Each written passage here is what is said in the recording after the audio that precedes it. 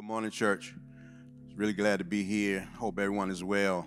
My name is Hercules Mintz, Jr., and that is the reason I believe that I started on a negative journey in my life and growing up in Washington, D.C.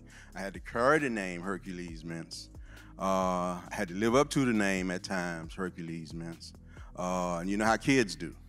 If I was a kid, I'm sure I would say something about somebody whose name was actually Hercules, and self-esteem was very low, getting ridiculed, all of those things were happening, and I kind of took a turn to the left. My grandmother, who raised me, always told me, don't go past the corner store. I didn't know why, but because I had low self-esteem, because I didn't feel good about myself, and because of all the surrounding environmental things that I let take control of me, I went past that corner store. Grew up in a good home. My grandparents raised me. They were Christians. They were my paternal grandparents. My father was Muslim. So it was a lot of internal family fighting about which way or which direction somebody should go as far as faith and religion was concerned. I was caught in the middle. A lot of the things I was being taught by my grandparents, I was kind of being untaught by my father. You know, my father didn't want me to do certain things. My grandparents saying certain things was okay. Even things like Christmas time.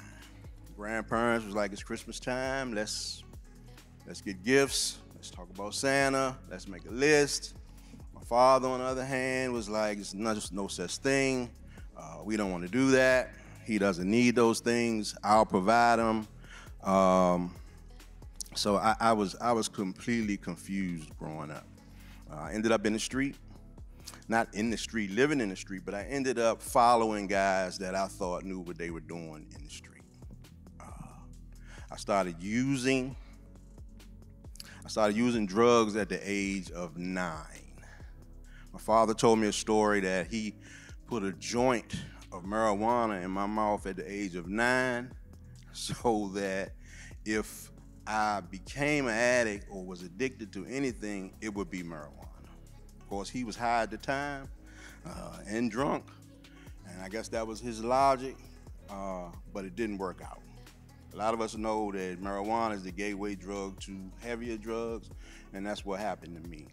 My 6th grade graduation, I was high. Why would you be high at a 6th grade graduation? Had my nice clothes on, got my diploma, family was there, but I had smoked and drank a beer prior to the graduation that morning. I was dependent on it. I was dependent on a lot of outside things. My faith was really low. I was confused. I didn't know if I should be a Muslim or Christian for my family. And the next thing you know, I started selling drugs. I started selling drugs in the 80s in Washington, D.C. A lot of the names that you would hear about in those days, I know all of those guys. I started selling drugs. I started using drugs more. And I remember standing on the corner and those corners, and I remember church folk walking down the street. I remember church folk saying, would you like to go with us? It's going to be okay. Jesus can change your life. And I remember listening, and I just couldn't picture how Jesus could save my life. But I never forgot that. My grandmother used to always tell me, no matter what you're doing in that street, always remember Psalm this and Psalm that, and Ephesians this, Ephesians that. And I used to write them down, have them in my pocket, and try to read them whenever I felt real bad.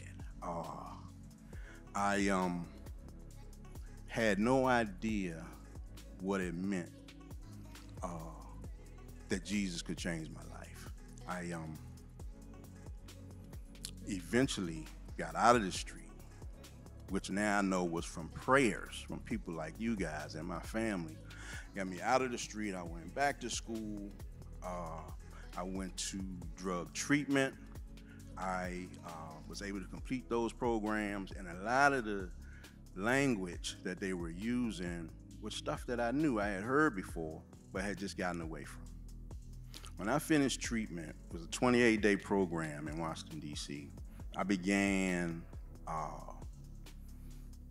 journey in recovery. Finished treatment, met a whole lot of people, went to school again, became certified in ways that will allow me to help other people that were just like me. While that was going on, somebody asked me to come and listen to a speaker. I had been going to NA meetings and AA meetings, and somebody said, come listen to a speaker. I went to listen to this speaker, but they didn't tell me that the speaker was a pastor and that it was a sermon and it was church service that I was going to. And when I got there, the pastor spoke about his life. He briefly spoke about his life, and it was similar to mine, and I bought in at that point.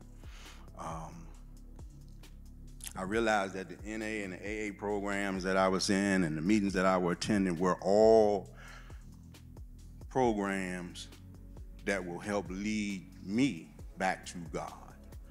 And that's what it was doing for folk, and that's what it did for me. And I totally understand now how Jesus Christ could save my life. And I remember looking back that it was a lot of times that people was trying to get me.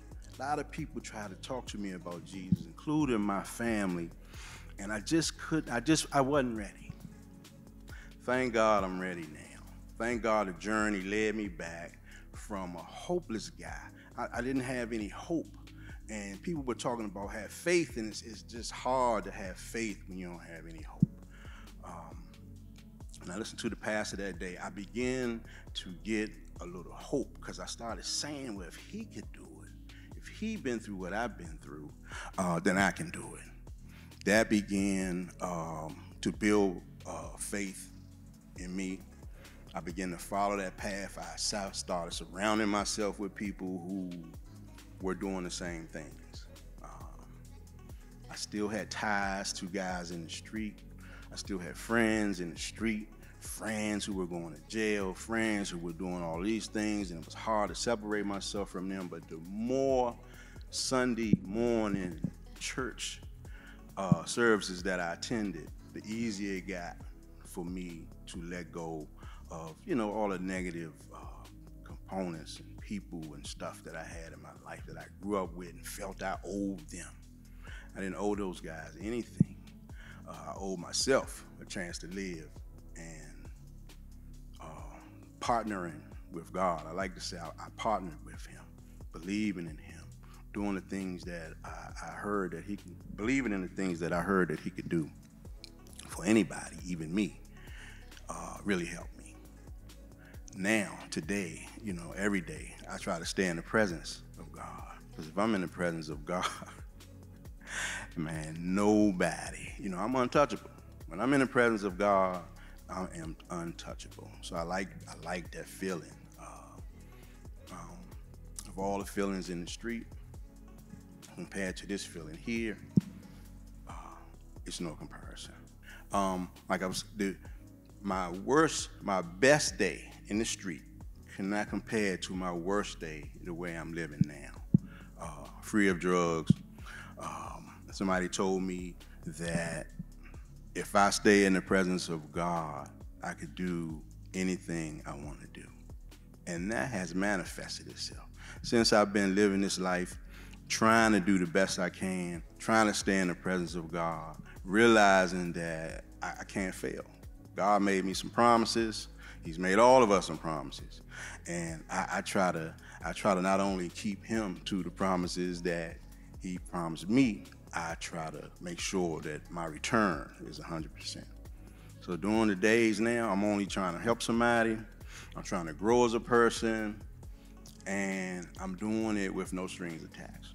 And that's a big difference from the way I used to live.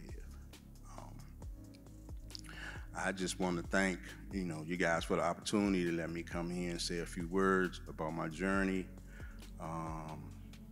If I can do it, just like that pastor talked about. He said, when he said his life was similar to mine, and I saw where he got into, that was my hope. So all I'm here to do today to try to do is just give hope for somebody who may be hopeless, so that they can gain faith in the Lord, follow that journey, and I promise you, you'll be able to do whatever it is you want to do in your life as well.